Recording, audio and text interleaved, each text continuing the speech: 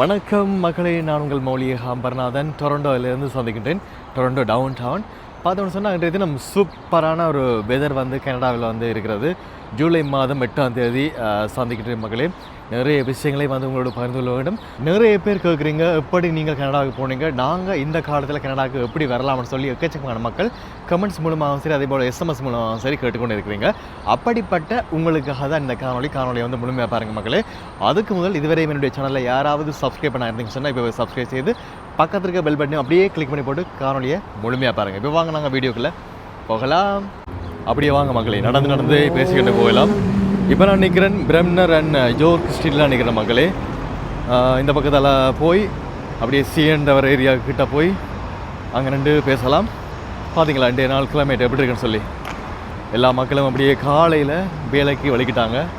நானும் வீடியோ எடுக்கிறதுக்காக காலையிலே வந்து வலிக்கிட்டு வந்துட்டேன். இப்போ நேரத்தை பார்த்தோம்னு சொன்னால் 8:30 இருக்கிறது கனடாவில். அந்த பக்கம் பார்த்தோம்னு சொன்னால் டொரண்டோ யூனியன் ஸ்டேஷன் இருக்கிறது. இப்போ நாங்கள் இந்த பக்கத்தால் வந்து போக போகிறோம். ஓகே, எப்படி வாங்க. உண்மையாக சொல்லப்போனால் மக்களே, இந்த மாதிரியான வெதர் கனடாவில் கிடைக்க கொடுத்து வைக்கணும் நாங்கள். ஏன்னு சொன்னால் ஒரு வருடத்தில் 2 அல்லது 3 மாதங்கள்லாம் இப்படிப்பட்ட ஒரு வெதர் வந்து நாங்கள் அனுபவிக்கலாம். மிச்சம் எல்லா மாதங்களுமே குளிர் நிறைந்த மாதங்களாக தான் இருக்கும். நாங்கள் அப்படியே ஜாக்கெட்டெல்லாம் போட்டு போத்து காட்டிக்கிட்டு தான் இந்த மாதிரியான ரோட்டில் வந்து நடந்து போகக்கூடிய மாதிரி இருக்கும். அது ஒரு மிக முக்கியமான விஷயம் மக்களே. பார்த்தோம்னு சொன்னால் அங்கே பாருங்கள், டிஷர்ட்டோட இப்படி போக உண்மையாக ஆசையாக தான் இருக்குது. ஏன்னு சொன்னால் கனடாவில் இருக்கிறாங்களே தெரிஞ்சிருக்கும், கனடா குளிரை வந்து தாங்கிக் கொள்ளவே முடியாது. அப்படி கையெல்லாம் வெளியால் வச்சா ஒரு 2 நிமிடத்திலேயே விரைச்சிப்போம். அப்படிப்பட்ட குளிராக தான் இருக்குது கனடாவில். அதனால் கிடைக்கிற நாட்களை வந்து சரியான முறையில் அனுபவிச்சா தான் மிச்ச நாட்களை வந்து கடந்து போகலாம். ஓகே, அப்படி வாங்க. இந்த பக்கம் பாருங்கள் மக்களே, இந்த ஹோட்டல் இப்போ அண்மை காலமாக ஒரு பிரபலியமான ஹோட்டலாக வந்து திகழ்ந்து கொண்டு வருகிறது. Delta Toronto. உங்களுக்கு தெரியும், 2026ஆம் ஆண்டுக்கான உலகக்கிண்ண உதைப்பந்தாட்ட போட்டித் தொடர் வந்து இடம்பெற்று கொண்டு வருகிறது. அதிலே கனடாவிலேயும் போட்டிகளை வந்து இடம்பெற்றன. கனடாவில் வந்து போட்டியில் பங்கு பெற்றதுக்காக போர்த்துக்கல் அணியினுடைய வீரர்கள் இந்த ஹோட்டல்லாம் வாங்கினார்கள். அதுலேயும் குறிப்பாக எங்களுடைய ரொனால்டோ இதில் 2 வீடியோலாம் எடுத்திருந்தார். இப்போ சமூக வலைதளங்களில் நீங்கள் பார்த்துருப்பீங்க, இந்த இடத்துலேருந்து செல்ஃபியெல்லாம் எடுத்திருந்தார். எனவே ரொனால்டோவை பார்க்குறதுக்காக இந்த இடத்த சுற்றி வர ரசிகர்கள் பட்டாலும் அப்படியே நிறைந்து போய் காணப்பட்டார்கள். அந்த காணொலி எல்லாத்தையும் பார்க்கும்போதுமே சூப்பராக தான் இருந்தது. எனவே இந்த இடத்துல இந்த விஷயத்தை நான் உங்களுக்கு ஞாபகப்படுத்திக் கொள்கிறேன். அப்படியே தொடர்ந்து நடந்துருங்க மக்கள், இன்னும் நிறைய விஷயங்கள் வந்து பார்க்க போகிறோம். வாவ், இங்கே பாருங்கள் மக்கள், இந்த இடம் எப்படி இருக்குன்னு சொல்லி. எத்தனை தடவைகள் சிஎண்டவருக்கு முன்னாடி புகைப்படம் எடுத்தாலும் சரி, வீடியோ எடுத்தாலும் சரி, இந்த ஆசை வந்து என்னை விட்டு போகலை. எனக்கு மட்டும் இல்லை மக்களே, இன்னும் எத்தனையோ பேருடைய ஆசையும் கூட.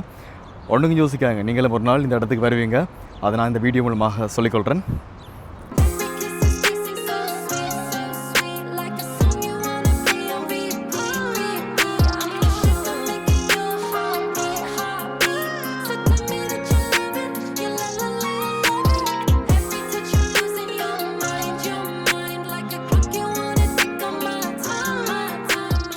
ஓகே மக்களே, இப்போ நீங்கள் கேட்ட கேள்விக்கு வருவோம். நான் எப்படி கனடா வந்தேன்னு சொல்லி நிறைய பேர் கேட்குறீங்க.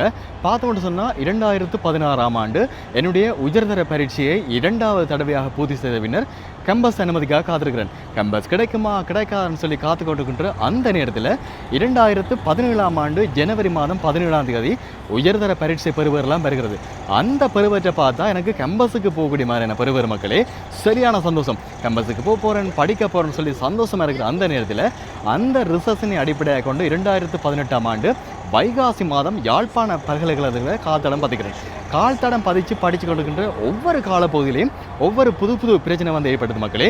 உங்களுக்கே தெரிந்திருக்கும், 2019ஆம் ஆண்டு இலங்கையில் ஈஸ்டர் குண்டு தாக்குதல் சம்பவம் வந்து இடம்பெற்றது. அந்த சம்பவத்தினை தொடர்ந்து 6 மாதங்கள் பல்கலைக்கழக கல்வி பின்னோக்கிய சென்றது. சரி, அது போகட்டுமே சொல்லி பார்த்தா, அதையும் தாண்டி 2020ஆம் ஆண்டு உலகமே எதிர்கொண்ட ஒரு முக்கிய பிரச்சனையாக இந்த கொரோனா பிரச்சனை வந்து காணப்பட்டது மக்களே.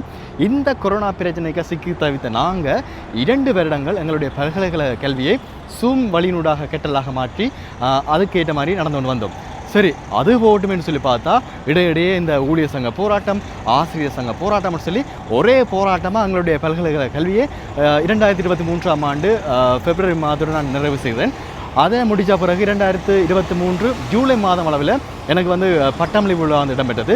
சரி, இப்போ பட்டமளிப்பு விழா எல்லாம் முடிச்சாச்சு, கேம்பஸ் எல்லாம் முடிச்சாச்சுன்னு சொல்லி பார்த்துட்டு இருக்கிறேன். அடுத்த ஆட்டம் என்ன செய்யலாம், உடனடியாக வேலையும் கிடைக்காது, சும்மா இருந்தால் காசும் இருக்காது அப்படின்னு சொல்லி யோசிச்சுட்டு இருக்கிற அந்த நேரத்தில் உங்களுக்கு தெரிஞ்சிருக்கும் கனடா அரசாங்கம் விசிட்ட வீசான்னு சொல்லி ஒரு வீசா வந்து அறிமுகப்படுத்தினாங்க.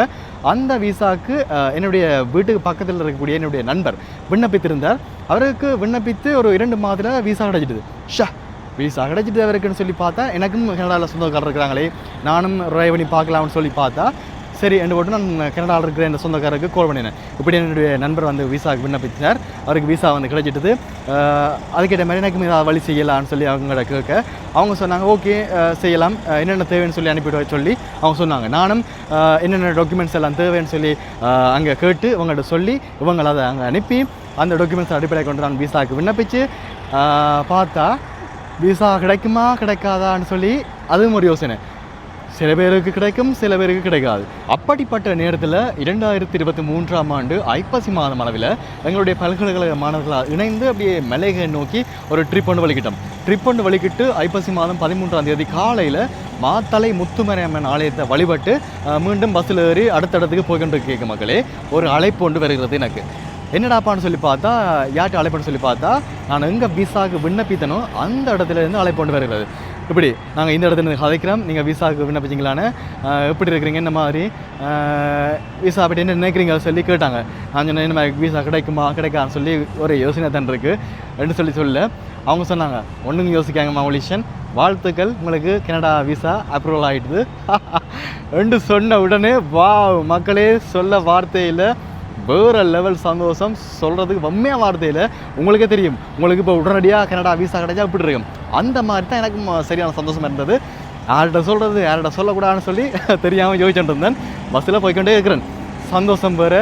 பார்த்தா கனடாவுக்கு போகிறேன், புது வாழ்க்கை, புது இடம், புது மக்களை சந்திக்க போகிறோன்னு சொல்லி அந்த சந்தோஷமாக இருந்த மக்களே. எனவே அப்படிப்பட்ட சந்தோஷத்தை எல்லாத்தையும் கடந்து 2024 பிப்ரவரி மாதம் 11ஆம் தேதி கனடா மண்ணில் கால் தடம் பதிச்சேன். அன்றில் இருந்து இன்று மட்டும் உங்களுக்கே தெரிஞ்சிருக்கும், கனடாலாம் பார்த்துருப்பீங்க, அப்படியே லைஃப் வந்து போய்கொண்டிருக்கிறது. இப்போ வந்து ஒர்க் பர்மிட் எடுத்து வேலை செஞ்சுட்டு மக்களே. எனவே இப்படித்தான் நான் கனடாவுக்கு வந்தேன். இந்த மாதிரி எத்தனையோ மக்களும் எதிர்பார்ப்போடு இருப்பீங்க, நீங்களும் கனடா பக்கம் வரணும் என்று சொல்லி எதிர்பார்ப்போடு இருப்பீங்க. ஒன்றுக்கும் யோசிக்காங்க, தொடர்ந்து முயற்சி செஞ்சுட்டே இருங்க, ஒரு நாள் உங்களுடைய முயற்சி எல்லாமே வெற்றி அளிக்கும். எனவே அப்படித்தான் நான் கனடாவுக்கு வந்தேன் மக்களே. இப்போ உங்களில் நிறைய பேருக்கு இருந்த கேள்விக்கான பதிலெல்லாம் கிடைத்திருக்கும்னு சொல்லி நான் நம்பிக்கொண்டு இந்த காணொலியை இந்த இடத்திலிருந்து நிறைவு கொண்டுடலாம். மறக்காமல் காணொலி பற்றிய கருத்துக்களை கமெண்ட் மூலமாக தெரிவித்துக்கொள்ளுங்க. இன்னும் உங்களுக்கு சொல்கிறதுக்கு ஏராளமான பல விஷயம்லாம் இருக்குது மக்களே, ஒவ்வொரு காணொலி மூலமாக சொல்லிக்கொள்வேன். மறக்காமல் இது மட்டும் ஹாய் நம்ம சேனலை சப்ஸ்கிரைப் பண்ணால் போய் சப்ஸ்கிரைப் செய்து பக்கத்துக்கு பெல் பட்டன் அப்படியே கிளிக் பண்ணி வச்சுக்கொள்ளுங்க மக்களே. மீண்டும் அடுத்த வீடியோ மூலம் சந்திக்கலாம். அதுவரையும் விடைபெறுகிறேன் நான் என்று புலம்பின் மௌலி ஏகாம்பரநாதன். மீண்டும் சந்திக்கலாம். பாய்.